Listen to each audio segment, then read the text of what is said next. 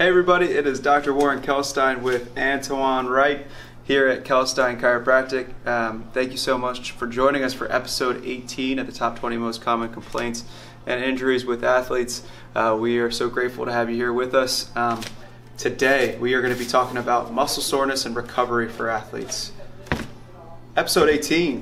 It's been a lot of them. It's been quite a few, and we're coming down the final stretch of these top 20, and I'm really grateful for you guys joining us again for this week's version of our discussion for athletes and how to help recover at home. Thank you so much for the support and for the comments that you've given us thus far. We really appreciate the community, and we can't wait to get back out on the athletic field and get back to day and get these events rolling and start competing again. So let's make the most of this time. And what can we do right now in this kind of this lull period, if you will? There's plenty, and some of these videos we're showing you exercises and stretches. So be committed to your sport, be committed to your programming. Take this time and make it really valuable for you. Learn, educate yourself, because that is the most powerful tool out of anything in terms of anybody that can help you out in the medical field or in the sports world, is you being an advocate for yourself, gathering data on your own, learning, educating yourself on how to get strong and be healthy. And there's a lot of ways to do that that is preventative in nature for the athletic world and for life in general. So that is the most important thing when it comes to maintaining good health, is educating yourself and then taking that education and applying it. So that's my little side spiel for episode 18.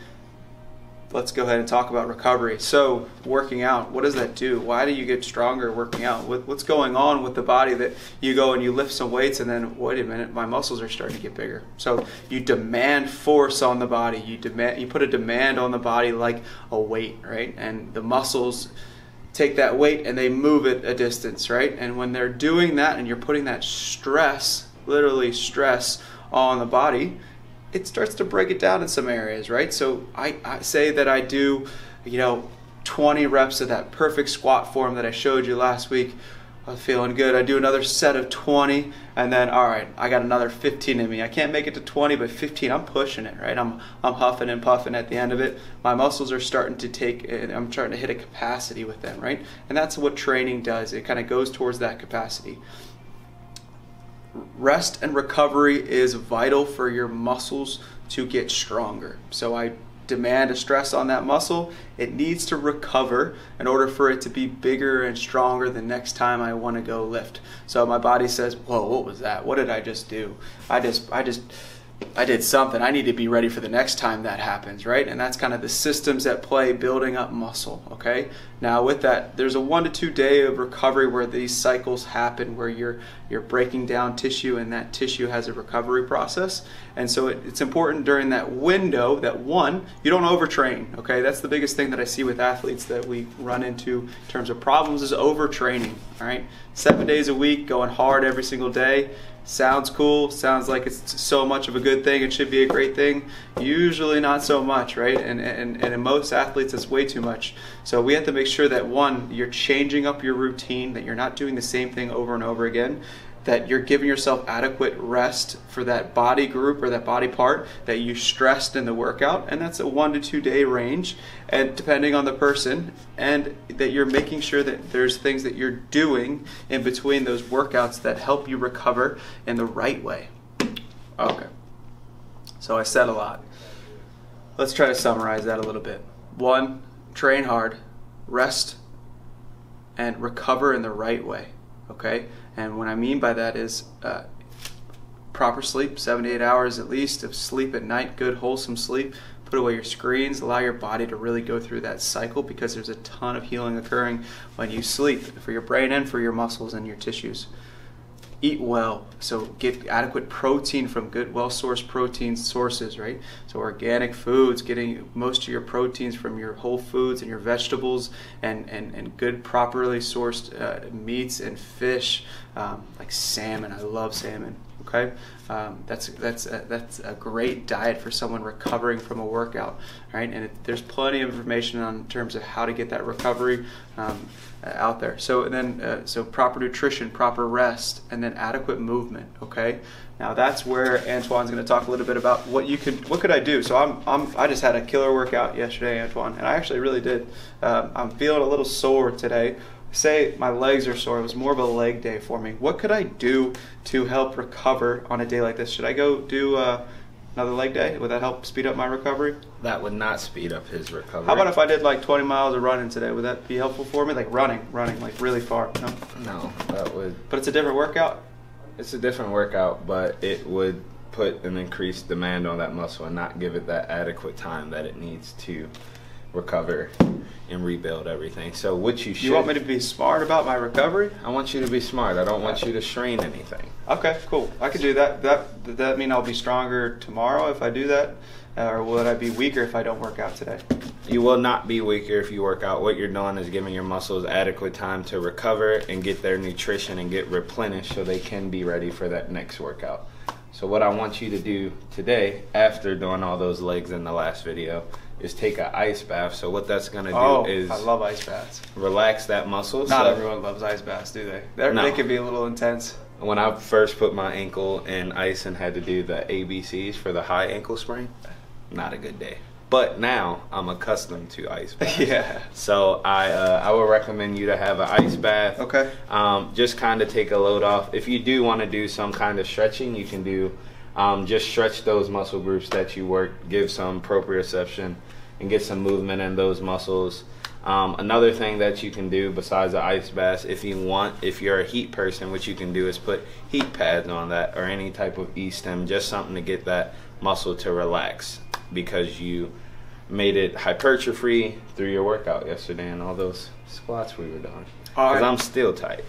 So I'm just going to break down what he said a little bit because I think most people would follow you along. Maybe there's some words in there that are new. So you talk about one, ice bath. So when you get an ice bath, especially if you're going to be submerging your whole legs, right, or even a higher, you don't go above your heart, right? And it's cold enough where the first 3 to 4 minutes are a little uncomfortable, and then you should start to feel a little bit more at ease in that bath. You spend about 10 minutes. You get out. You can do contrast, or you go in for 10, get out, take warm up for the 10 minutes, and then get back in, and that's helpful too. A lot of athletes swear by that, and I love approaching muscle soreness that way. You don't have ice available to you, take a warm bath, especially like an Epsom salt bath, can be helpful too in that rest and recovery. It's all about these pressure gradients that you're moving fluid in and out. Mobility work, so you strain muscles, right? And they're strained and they need to recover, but the way that your muscle knows how to lay its foundation is through movement overall. So say if I worked out my biceps all day long, right, and I'm sore the next day and my biceps are a little tight, I'll be in this position. So doing some mobility work where I'm elongating those muscles. So think like yoga and stretching, right? Those are ways that you can elongate muscles and get that back to that resting tone that is healthy for that muscle to fire at its full range, okay? So you broke down muscle, you need to build it back up by giving yourself rest, but you also need that recovery with elongation of tissue so that it can rest in the right state, okay? So good mobility work the following day after a heavy workout is really helpful too, okay? And then proprioception, what is that? It's just awareness in the body. So when you have proprioception, it's like my ability to, I hope I get it, yes, I have good proprioception. Can you do that at home? How about with the other hand? Oh my gosh, I hope I get it. Bam, I get that because my body's awareness of where my joints are in space as well as the tissues of my body. So that's proprioception. I believe that's what I wanted to cover with what you said. I think you said something towards the end, a muscle hypertrophy. That's just the building up a muscle. So hypertrophy is building up, atrophy is shrinking down. Okay, so as athletes, we want to have strong muscles. We want them to be have hypertrophy, and hypertrophy occurs due to working out. How many times I can say that? That's probably my limit right there, hypertrophy. Hypertrophy. And so making sure that you have that recovery so your hypertrophy comes down to a good, strong muscle. Okay? Awesome. Thank you. I hope that was helpful for you. I am going to go stretch now because I worked out really hard yesterday. I'm going to go through mobility. I'm going to maybe foam roll a little bit. I'm going to do some yoga. I love yoga. It's a great way to get great mobility. And I would throw this out there just because from what my experience has been is that big strong guys like Antoine, they don't like to do as much yoga, and yogis, they don't like to do as much lifting like Antoine does. And I would argue, and just my opinion, the balance is really important. It's key. So Antoine, you should do a little bit more yoga, and yogis out there, you maybe should do a little bit more weight training. That might be helpful for you to find that balance. Awesome. Thank you so much for watching Special Olympics Maryland. I hope these videos are serving your athletes well, and I hope if you guys have any questions, you don't hesitate to reach out to us, and if you want to private message us on our Facebook page or our Instagram, that's the best place, please do. We are happy to help. We just want to serve the public in the best way that we can when it comes to our athletes recovering and taking care of their body and stop this nasty cycle of overtraining that exists in a lot of sports and a lot of communities. Thanks for watching.